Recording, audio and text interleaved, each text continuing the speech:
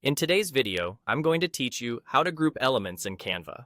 Grouping is a simple way to keep shapes, text, icons, and images moving and resizing together so your layout stays consistent.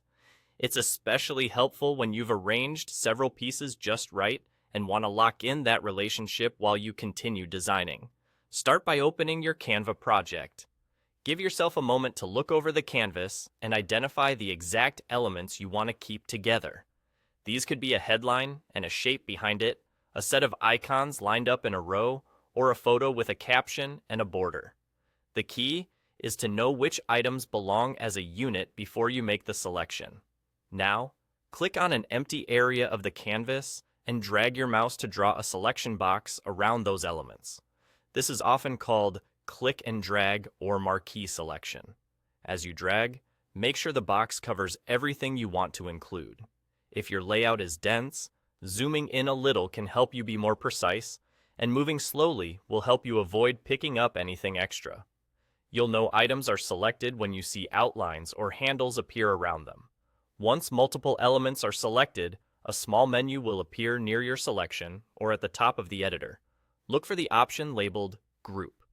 It may appear as a button with the word Group, and clicking it is the key step. As soon as you click Group, Canva binds those highlighted elements together. That's it. You've successfully grouped your elements. You'll see one bounding box around the entire set, which tells you they're now linked.